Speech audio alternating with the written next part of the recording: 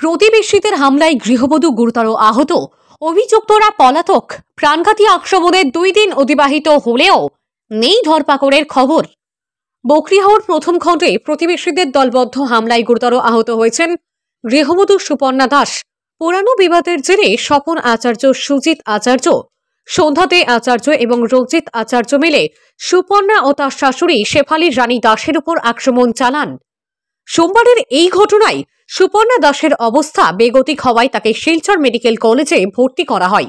ঘটনার পর 2 দিন অতিক্রান্ত হলেও অভিযুক্তরা এখনো পলাতক। পরিবারের পক্ষ থেকে 5 গ্রাম থানায় অভিযোগ দায়ের করা হয়েছে। এলাকাবাসী সুবিচার ও অভিযুক্তদের দ্রুত গ্রেপ্তারের দাবি জানিয়েছেন। আজকে আসলাম বকরিহাওর পার্ট 1-এ একটা বিশেষ ঘটনা, দুঃখজনক ঘটনা। এক পরিবারে ঢুকে এক মহিলাকে প্রচণ্ড মারধর, প্রাণঘাতী হামলা করেছেন পাশের বাড়ির আচার্যি ফ্যামিলি, যেটা গ্রামবাসীরা আমাকে খবর দিয়ে এনেছেন। তো এখানে একজন যুবক আর রয়েছেন। আপনার নাম কি ভাই? বাপন দাস। কি ঘটনা হয়েছিল? আমি ফ্যামিলির মেম্বার। আমি আসছিলাম না ঘরে, আজকে থেকে 2-3 দিন পরে আগেই এটা আমি ঘরে আসছিলাম না, একটু বাইরে আসছিলাম। আমি হঠাৎ পেয়েছি আমার ঘরের ভিতরে স্বপন আচার্যি, সুজিত আচার্যি, সন্ধ্যা আচার্যি, রঞ্জিত, তারা আমার বউরে আমার মারে অনেক অত্যাচার মারপিট করে ঘরের ভিতরে। দর্শকদের জানাচ্ছি, আচার্যি ফ্যামিলির স্বপন আচার্যি আর কার নাম? সুজিত আচার্যি, রঞ্জিত আচার্যি, এই ফ্যামিলি বর্তমানে ওনারা বাড়িতে নেই, যেটা গ্রামবাসীরা বলছেন। প্রচুর গ্রামবাসী জমা হয়েছেন এখানে। ওনারা বলছেন যে ওনারা ভেগে গেছেন এখান থেকে, আর থানায় মামলা পড়েছে, ওনারা ভেগেছেন, এখানে নেই। কেন নেই সেটাই গ্রামবাসীরা প্রশ্ন করছেন। ওনারা চাইছেন এই গ্রামবাসীরা এই গ্রাম ছাড়া করতে, কারণ ওনারা প্রায় সময় অত্যাচারিত করেন।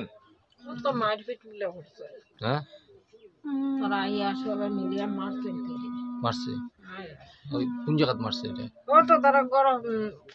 মানে শরীরে কোন জায়গায়? গলায় নি? গলায়, হ্যাঁ, গলায়, হাতে, কোমরে। হ্যাঁ, গলায়, হাতে, কোমরে মারছে। কি দিয়ে মারছে? লাঠি দিয়ে মারছে। লাঠি দিয়ে মারছে।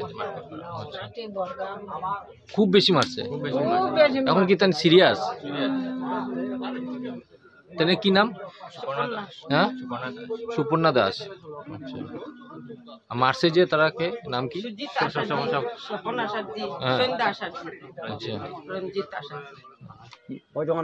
তাইনও মারছে। তাইন কে? তাইন হলো ছেলের মা।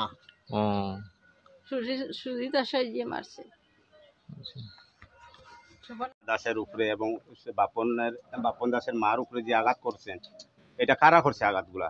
স্বপন আচার্যি, সন্ধ্যা আচার্যি, সুজিত আচার্যি, রঞ্জিত আচার্যি। এটা মোটামুটি ঘটনাটি কয়টার সময় হয়েছে? একটার সময়। বাড়িতে ঢুকিয়া ঘটনা করে। আজকে উনি যে চিকিৎসা প্রথমে প্রাথমিক স্বাস্থ্যকেন্দ্র খালিনগর এবং শিলচর মেডিকেলে উনি গতকাল অ্যাম্বুলেন্সের মাধ্যমে গিয়েছিলেন, তখন সিটি স্ক্যানের মাধ্যমে দেখা গেছে অনেক একটু অসুবিধা হয়েছে। কিন্তু আপনারা কি প্রতিবাদ করবেন সরকারের কাছে এবং প্রশাসনের কাছে? কি দাবি করবেন? এই যে মহিলার উপরে আঘাত করেছেন এবং বৃদ্ধ মার উপরে আঘাত করেছেন, এই নির্যাতনের উপরে আপনারা কি দাবি করবেন প্রশাসন সরকারের কাছে? আমরা বিচার চাই। সুবিচার চাই। এই রঞ্জিত আচার্যি, স্বপন আচার্যি, সুজিত আচার্যি, এই পরিবারটার মাঝে তারা ধ্বংস। আমরা এই গ্রামের মধ্যে ঝগড়া টাগড়া তারা করে, পয়সা অহংকার দেখায়, এই করলুম সেই করলুম, আর এই পরিবারটা তারা ধ্বংস করা সরাই দিই এখান থেকে। তারা এই জিনিসটা লাগিয়া তারা মানে এটা করে তারা। ও সেদিন ইয়াত একটা দুটা ঘর কেউ নাই, ছেলে মানুষ তারা মারে, বাবার মারে, বউরে মারি পিটিয়া, বা দুটো শিশু একটা লোকে ঘরে, তার জামাই নাই, ঘরে ইয়া তারা অত্যাচার করছে। কি কারণে? স্বপন আচার্যি, সুজিত আচার্যি, সন্ধ্যা আচার্যি, রঞ্জিত আচার্যি, আর লোকেরা ছেলে আছে তোমার রাহুল আচার্যি। তারা 4-5 জন আইয়া বাড়িতে তারা ঝগড়া করছে দুপুর 1টা।